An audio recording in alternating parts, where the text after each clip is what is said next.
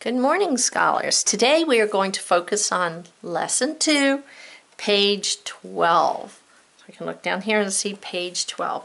I noticed right away that there's no table with my pattern words, but then I took a quick look at what words we were using. Pull, put, pulled, pulling, push, pushes, pushed, pushing. We're still working with our heart words, so I'm going to put a big heart at the top. So remember, heart words, they do not look the way they sound, or they are not spelled the way they sound or should be. Now this page is a little bit different than other pages we've done, but the directions are pretty clear. In these first 5, you are only going to work with pull or put. So just these 2 words, and it says right here, so I'm going to circle them. I'm only either going to put pull or put in these blanks. Which heart word belongs in these sentences? Pull or put. So get rid of all the other words in your brain and just figure on pull or put. The opposite of push is, you're not pushing, you are pulling. So the opposite of push is pull. So I'm going to write pull. P-U-L-L. There's that floss word even in this heart word. Double the consonants. F, L, or S at the end of a single syllable word. F-L-S. And remember, F-L-S, the floss rule, has the 3 letters that it affects in it. All right, 2. Did you blank the boxes on the shelf? Did you pull the boxes on the shelf, or did you put the boxes on the shelf? You're right, the correct word is put. So I'm going to put that here. P-U-T, making sure my P is below the line. It's not a capital P in the middle of the sentence. It's a lowercase. Lowercase p goes below the line. And I'm also practicing my handwriting by making my letters from the top down. All right, then you're going to continue and fill those in. I'll read the sentences. You can pause them and then fill them in if you like. Will you let the dentist blank your tooth? Number 4, please blank the lunch tickets inside your desk. So is it pull or put? 5, you can blank the weeds in a bag after you blank them. You're going to have to use both of them, but which order? That's the tricky part. Okay, 1 through 5. The middle section has added a suffix, something that's at the end of the word. Remember we talked about the prefix pre, P-R-E, meaning before, like pre-K. Some of you went to pre-K, so you went to pre-kindergarten before you went to kindergarten. Pre means it happened before. A suffix means it's at the end.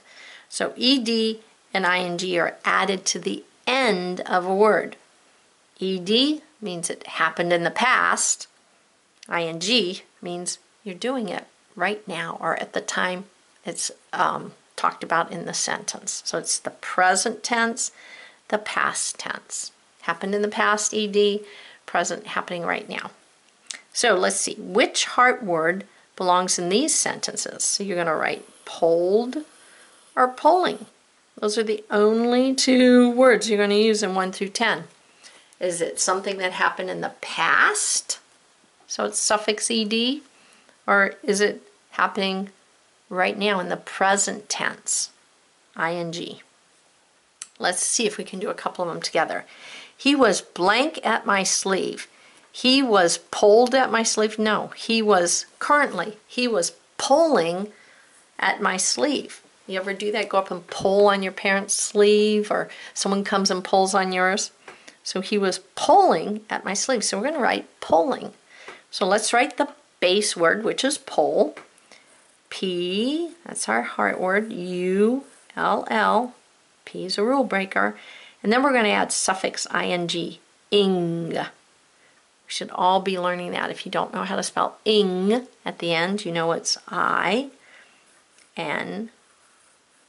another rule breaker. So it begins and ends with a rule breaker. Pulling. All right, let's do another one.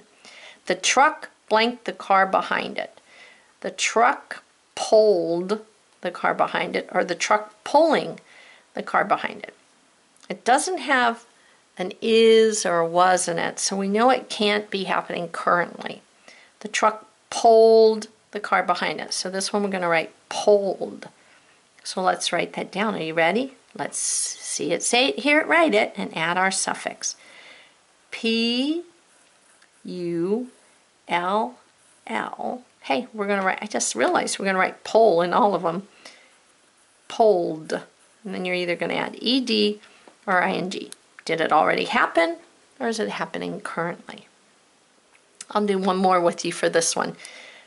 Who blanked the plug out of the sink? You ever take something out of the sink? Who pulled the plug out of the sink? Happened in the past. They're asking who did it? P-U-L-L-E-D. And if you're not sure, read it both ways. Who pulled the plug out of the sink? Who pulling the plug out of the sink? You would need that little word is. Who is pulling, to have pulling be the one to work. Then you're going to go down, finish the sentences. I'll read them. You can pause and work, or you can just go through them, but I'll read them to you right now. The class blanked the rope as hard as they could. The dogs are blank the sled. She was blank the girl's hair. The child the door shut. We are for your side to win. They the wagon all the way to the beach. We the dog out of the pool. Remember, if you get stuck, let's say this one, you don't know, so you circle it, you do them all, you go back and you double check your work and see if you can figure it out. If not, you go ask for help. Mom, Dad, excuse me, I've tried to do this one and I just can't figure it out. Could you help me, please? And they'll say, sure. Or they say, can you wait 1 minute? They ask you to wait. You practice your patience, okay? All right, we can do this. One more thing at the bottom. 4 sentences to fill in with either push. Oh, this one's all about push. Push, pushes, pushed, or pushing. So I know the word push is going to go in every single one of these. And then I know I'm either going to add suffix es, suffix ed, or suffix ing. Which heart word belongs in these sentences? Push, pushes, pushed, or pushing. So I'm going to circle them. My eyes are going to go there when I need my answer, or up here to the green. A plant, its roots into the ground so it can grow. A plant does it currently. A plant push its roots into the ground? No. A plant pushed its roots into the ground so it can grow. If it was past, this would say could, so it could grow. So that's not right. A plant pushing, no, a plant, I think it's pushes. A plant pushes its roots into the ground so it can grow. If you're not sure, this is the perfect one to try every single one of those to see which sounds the best. Remember, you've been hearing the language for a long time now, so you can pick up on some of these. So let's write pushes, because that's the correct one.